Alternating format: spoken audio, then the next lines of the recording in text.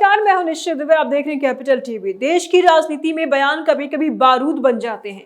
एक तरफ युद्ध की आग से जलती दुनिया, दूसरी तरफ देश के भीतर बयानबाजी की आंधी।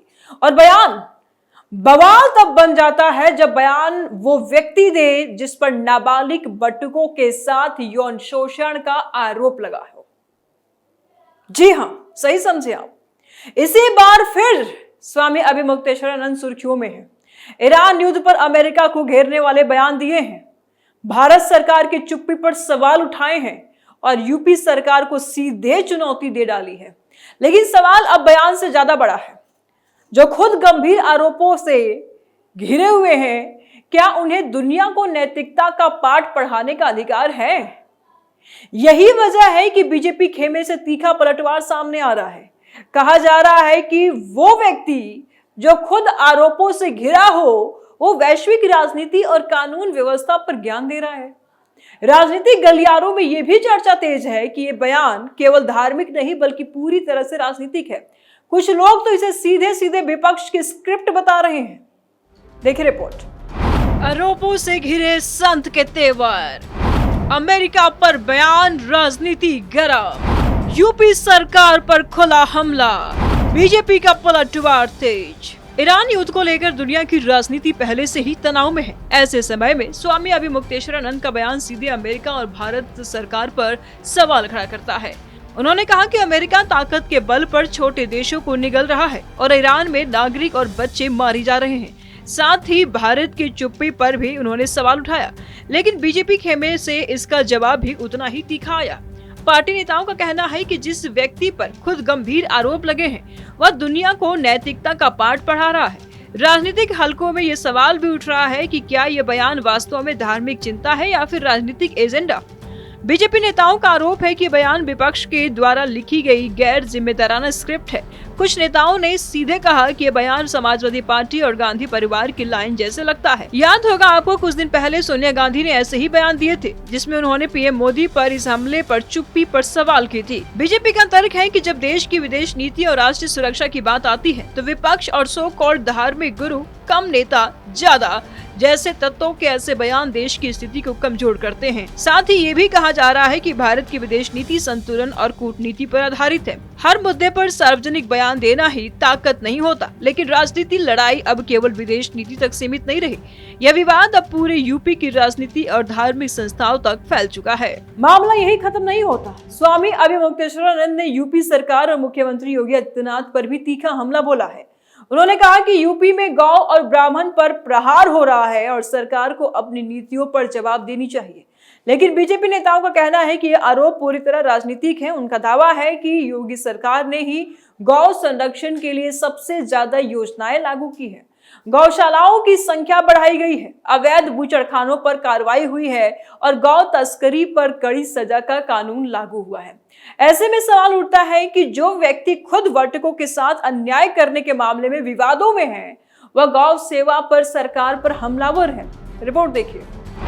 योगी सरकार पर साधा निशाना, बीजेपी ने किया पलटवार, गौ रक्षा पर सियासत तेज, संत बनाम सत्ता टकराव। स्वामी अभिमुक्तेश्वरानंद ने अपनी मांगों में कहा कि यूपी में गाय को राज्य माता का दर्जा दिया जाए और गौमांस के कारोबार पर पूरी तरह से रोक लगे। लेकिन बीजेपी नेताओं का कहना है कि योगी सरकार पहले ही इस दिशा में कई कदम उठा चुकी है। योगी आदित्यनाथ के नेतृत्व में अवैध बूचड़खानों के खिलाफ बड़े स्तर पर कार्रवाई हुई, गौ तस्करी रोकने के लिए कानून कड़े किए गए। पार्टी नेताओं का कहना है कि जो लोग आज गौ रक्षा की राजनीति कर रहे हैं, वे खुद कई मामलों में आरोपों का सामना कर रहे हैं। राजनीतिक विश्लेषकों के अनुसार ये विवाद केवल धार्मिक बयान नहीं बल्कि यूपी की राजनीति से जुड़ा हुआ है।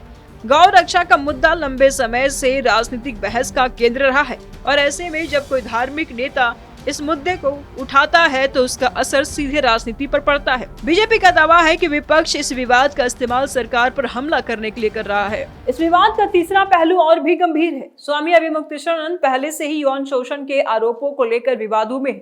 बीजेपी नेताओं का कहना है कि जब किसी व्यक्ति पर ऐसे आरोप लगे हो तो उसे पहले कानून के सामने अपनी स्थिति साफ करनी चाहिए, लेकिन इसके बजाय वह देश की राजनीति और अंतर्राष्ट्रीय मुद्दों पर बयान दे रहे हैं। यही वजह है कि राजनीति विरोध और तेज हो गया है। आरोपों से घिरा संत विवाद, राजनीति में बयान की आंधी, कानून और नैतिकता का सवाल, बीजेपी का तीखा हमला। बटुकों का शोषण के आरोपों ने पहले ही स्वामी अभिमुक्तेश्वरानंद को विवादों के केंद्र में ला दिया है। सत्ता पक्ष का कहना है कि ऐसे गंभीर आरोपों के बीच दुनिया की राजनीति पर बयान देना नैतिक रूप से गलत है।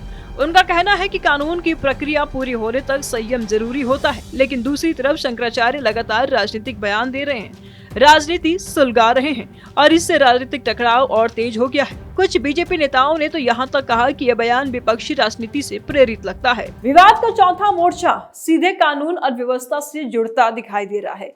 स्वामी अभिमुक्तेश्वरानंद ने यूपी में बुलडोजर कार्रवाई को लेकर सरकार पर सवाल उठाए हैं। इसे मनमानी कार्रवाई करार दिया है, लेकिन बीजेपी इस आरोप को पूरी तरह से खारिज कर रही है।